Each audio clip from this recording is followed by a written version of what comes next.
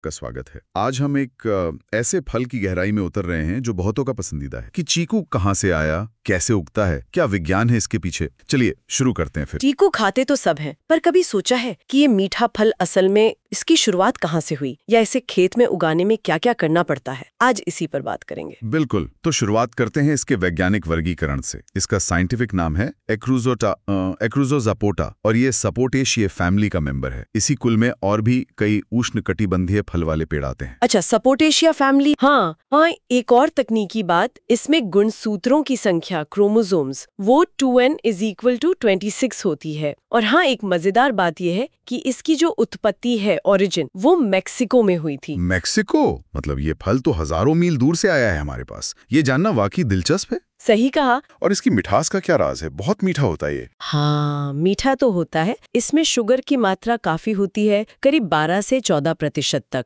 यही इसकी खासियत है। और इसे ताज़ा तो खाते ही हैं, लेकिन इसके पके हुए गूदे से जैम, जेली, शरबत और यहाँ तक कि हलवा भी बनाते हैं। अरे वाह, हलवा भी? हाँ, तो मतलब प्रोसेसिंग इंडस्ट्री के लिए भी एक अच्छा कच्चा माल है। और एक जानकारी ये भी है कि भारत में चीकू का सबसे ज्यादा उत्पादन करने वाला राज्य महाराष्ट्र है। महाराष्ट्र? अच्छा। हाँ। उसके बाद फिर गुजरात, कर्नाटक, तमिलनाडु, इन राज्यों का नंबर आता है। तो ये फल सिर्फ स्वादिष्ट ही नहीं, काफी उपयोगी भी है। और हाँ। महाराष्ट्र इसकी खेती में सबसे आगे है। कमाल है। अब देखते हैं कि इसे मौसम कैसा चाहिए, मिट्टी कैसी चाहिए। देखिए, चीकू मूल रूप से एक ट्रॉपिकल फसल है। गरम, नम मौसम इसे पसंद है और इसे समुद्र तल से लेकर आप समझ लीजिए करीब 1000 मीटर की ऊंचाई तक उगाया जा सकता है।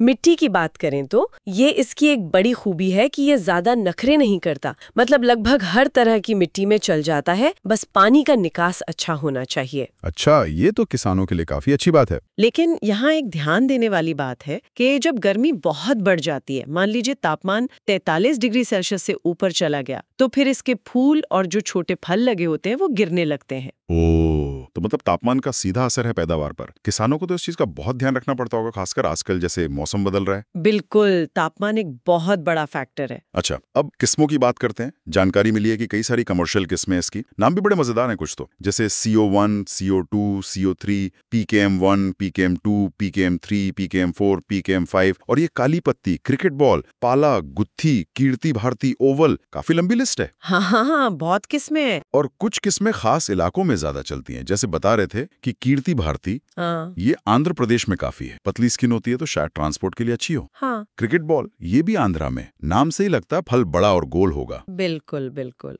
फलों के नाम भी कमाल होते हैं। फिर काली पत्ती और मुरब्बा महाराष्ट्र में ज्यादा चलती हैं। हाँ, काली पत्ती महाराष्ट्र की मुख्य किस्मों में से है। और एक पीली पत्ती किस्म का जिक्र है जो हाई डेंसिटी प्लांटिंग के लिए अच्छी है, मतलब कम जगह में ज्यादा पौधे। हाँ, ये HDP आजकल काफी पॉपुलर हो रहा है। और इन पारंपरिक किस्मों के अलावा, जैसा आपने कहा, अब कई हाइब्रिड किस्में भी आ गई हैं। इनका मकसद होता है कि दो अलग किस्मों के अच्छे गुण एक में आ जाएं, जैसे ज्यादा पैदावार या बेहतर स्वाद। उदाहरण के लिए CO1 जो क्रिकेट बॉल और ओवल का क्रॉस है। अच्छा। या PKM3 वो गुच्छी और क्रिकेट बॉल का क्रॉस है। और कुछ हाइब्रिड जैसे CO3 वो खास तौर पर हाई डेंसिटी प्लांटिंग के लिए ही डेवलप की गई हैं। तो किसान कौन सी किस्म चुनेगा, ये इस बात पर निर्भर करता है कि उसका इलाका कौन सा है, बाजार में क्या मांग है और वो खेती कैसे करना चाहता है, पारंपरिक तरीके से या फिर HDP से। समझ। तो वैरायटी का चुनाव बहुत सोच समझ कर करना होता है। अच्छा, अब ये पौधे तैयार कैसे होते हैं? मतलब क्या बीज से उगते हैं या कोई और तरीका है? नहीं, कमर्शियल खेती के लिए बीज से नहीं उगाते। चीकू का प्रवर्धन, जिसे प्रोपोगेशन कहते हैं, वो मुख्य रूप से ग्राफ्टिंग से होता है, कलम बांधना। सबसे कॉमन तरीका है संपर्क कलम बांधना या इनार्चिंग। अच्छा, ग्राफ्टिंग तो मतलब एक पौधे का हिस्सा दूसरे पर लगाया जाता है। हाँ बिल्कुल, ताकि जो अच्छी किस्म के गुण हैं वो पक्के तौर पर नए पौधे में आए। बीज से उगाने पर माँ बाप जैसे गुण आए ये जरूरी नहीं। सही। और ग्राफ्टिंग के लिए एक मजबूत बेस चाहिए होता है जिसे रूट स्टॉक कहते हैं। चीकू के लिए सबसे ज्यादा जो रूट स्टॉक इस्तेमाल होता है वो है खिरनी, मैनिलिकरा हेक्सैंड्रा। इसे पाला भी कहते हैं कई जगह। खिरनी, हाँ सुना है। हाँ। इसके अलावा एडम्स एप्पल या महुआ को भी कहीं कहीं रूट स्टॉक की तरह इस्तेमाल करते हैं। ये रूट स्टॉक पौधे को मिट्टी से पोषण लेने और अलग अलग तरह की मिट्टी में जमने में मदद करता है। अच्छा, तो ये रूट स्टॉक पौधे की नींव जैसा हो गया। फिर इन ग्राफ्टेड पौधों को खेत में कैसे लगाते हैं? खेत में लगाने से पहले सही आकार के गड्ढे खोदते हैं, आमतौर पर 1 मीटर लंबा, 1 मीटर चौड़ा और 1 मीटर गहरा। इन गड्ढों को भरते समय ऊपर की मिट्टी में अच्छी मात्रा में गोबर की सड़ी हुई खाद FYM करीब 10 किलो और 1 किलो नीम की खली मिला देते हैं।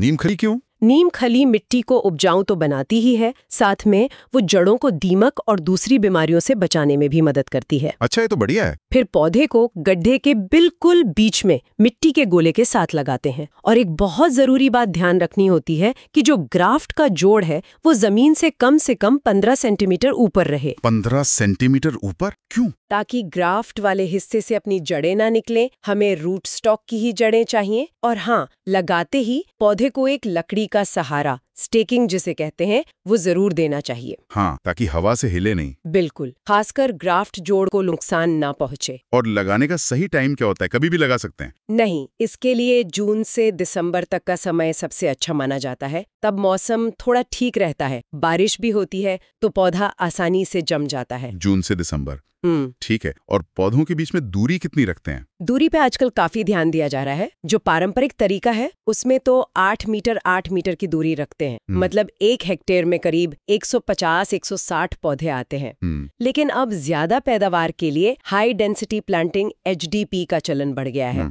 इसमें दूरी कम कर देते हैं, 8 मीटर 4 मीटर कर देते हैं। आधा कर दिया लगभग एक तरफ से। हाँ, तो इससे प्रति हेक्टेयर पौधों की संख्या लगभग डबल हो जाती है, 300 से भी ज्यादा। और पौधे ज्यादातर वर्गाकार विधि, स्क्वायर सिस्टम में ही लगाए जाते हैं। तो HDP से कम जमीन में ज्यादा उत्पादन, ये तो किसानों के लिए फायदेमंद है। क्या पौधों को कोई खास आकार देने की, मतलब ट्रेनिंग की भी जरूरत पड़ती है? हाँ, शुरुआती सालों में पौधे को एक सही ढांचा देना जरूरी होता है। इसके लिए सेंट्रल लीडर सिस्टम काफी कॉमन है चीकू में। इसमें एक मुख्य तना सीधा ऊपर जाता है और शाखाएं उसके चारों तरफ निकलती हैं। इससे पेड़ मजबूत बनता है। ओके, तो पौधा लग गया, उसको आकार भी दे दिया। अब आती है देखभाल की बात। पानी और खाद पानी का क्या हिसाब रहता है? सिंचाई बहुत जरूरी है, खासकर जब पौधा छोटा हो। लगाने के तुरंत बाद पानी देना होता है, फिर तीसरे दिन, और उसके बाद जब तक पौधा ठीक से जम न जाए तब तक हर 10 दिन में एक बार। बड़े पेड़ों को जरूरत के हिसाब से, खासकर जब फल लग रहे हों या बढ़ रहे हों, तब पानी देना होता है।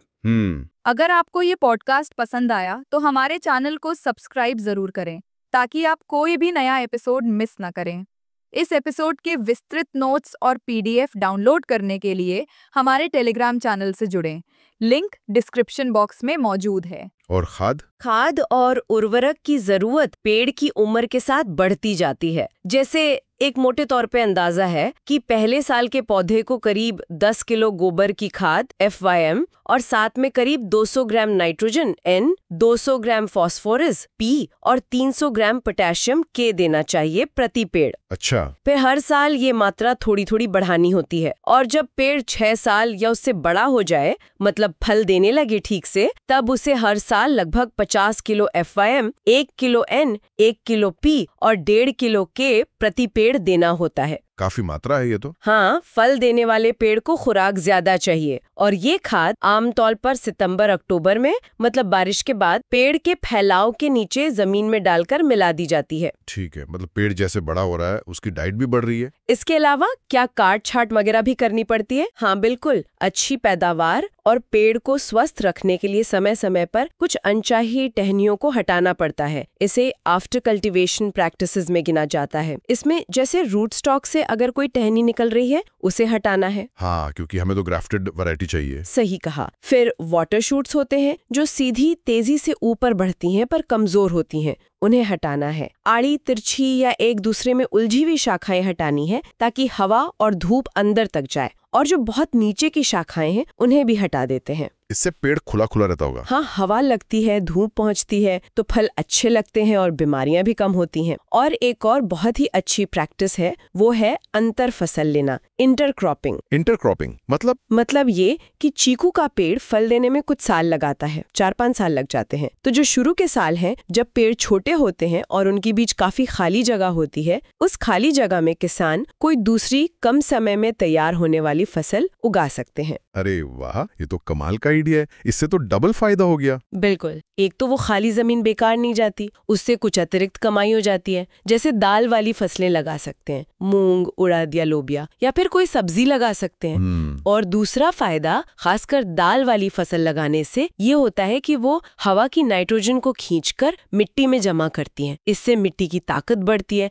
जिसका फायदा बाद में चीकू के पौधों को भी मिलता है। ये तो वाकई बहुत स्मार्ट तरीका है, रिसोर्सेज का सही इस्तेमाल। लेकिन क्या चीकू की फसल एकदम सेफ रहती है? कोई कीड़े मकोड़े या बीमारी का डर नहीं होता? देखिए, डर तो हर फसल में रहता है। चीकू पर भी कुछ कीट और रोग हमला कर सकते हैं। जैसे कीटों में एक पत्ती जालक होता है जो पत्तियों का जाल बना देता है। फिर रोमिल इल्ली होती हैं, बाल वाली सुंडियां, और एक कली छेदक होता है जो फूलों की कलियों को नुकसान पहुंचाता है।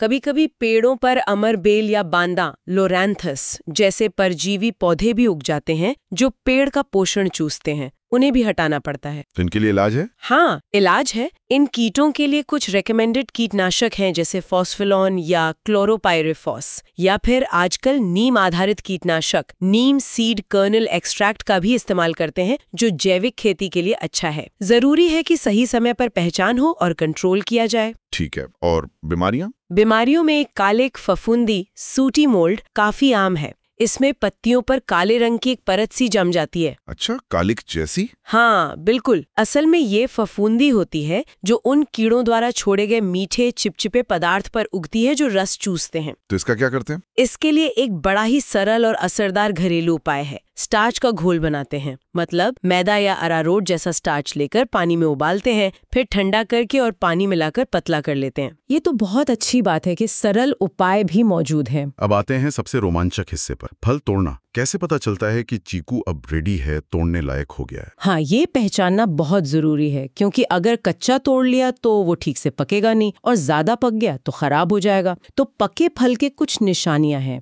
एक तो फल का रंग जो है वो हरे से बदलकर हल्का भूरा डल ब्राउन सा हो जाता है, और स्किन थोड़ी खुरदुरी सी लगने लगती है। और सबसे पक्की पहचान है कि फल को नाखून से हल्का सा खुरच के देखें। अगर खुरचने पर नीचे हरा रंग न दिखे बल्कि हल्का पीलापन या क्रीम जैसा रंग, लाइटर शेड दिखे, तो समझ लीजिए फल तैयार है। कच्चे फल में खुरचने पर गहरा हरा दिखता है। अच्छा, ये खुरचने वाला टेस्ट बढ़िया है। हाँ, और पके फल हाथ में लेने पर थोड़े नरम भी महसूस होते हैं। फलों को बहुत सावधानी से हाथ से तोड़कर जमा करते हैं ताकि उन पर चोट न लगे। ठीक है। तोड़ने के बाद क्या ये सीधे बिकने चले जाते हैं, या फिर इन्हें पकाने का भी कोई तरीका है? क्योंकि पेड़ पे तो सब एक साथ नहीं पकते होंगे। सही कहा आपने, सारे फल एक साथ नहीं पकते। तो बाजार में एक जैसी क्वालिटी के फल भेजने के लिए और एक साथ पकाने के लिए अक्सर इन्हें तोड़ने के बाद पकाया जाता है, आर्टिफिशियल राइपनिंग जिसे कहते हैं। इसके लिए एक तरीका इस्तेमाल होता है। फलों को एक बंद कमरे या एयरटाइट चैम्बर में रखते हैं, और उसी चैम्बर में एक बर्तन में इथरेल नाम का केमिकल होता है, उसका घोल बनाकर रखते हैं। इथरेल? हाँ, इथरेल से इथिलीन गैस निकलती है, जो फलों को प्राकृतिक रूप से पकाने वाली गैस ही है। तो इथरेल का घोल जैसे 5 मिलीलीटर 1 लीटर पानी में बनाकर रख देते हैं। कभी कभी इसके साथ थोड़ा सा कॉस्टिक सोडा NaOH भी रखते हैं, वो रिएक्शन को तेज करता है। इस इथिलीन गैस के असर से चेम्बर में रखे सारे फल एक साथ और एक जैसे पक जाते हैं। अच्छा, तो ये फलों को एक साथ पकाने का वैज्ञानिक तरीका है ताकि मार्केट में सब एक जैसे दिखें और बिकें। ये छोटी छोटी बातें भी कितनी जरूरी हैं पूरी प्रक्रिया में। बिल्कुल, ये पूरी सप्लाई चेन का हिस्सा है। अच्छा, अब थोड़ी बात कर लेते हैं उपज और कुछ और फैक्ट्स की। अगर बाग का रखरखाव अच्छा हो, सही किस्म हो, तो औसतन 20 से 25 टन प्रति हेक्टेयर हर साल चीकू मिल सकता है। 20 से 25 टन, ये तो काफी अच्छी उपज है। तो आज हमने चीकू के बारे में काफी कुछ जान लिया। इस बेहतरीन और जानकारी भरी चर्चा के लिए आपका बहुत बहुत धन्यवाद। धन्यवाद।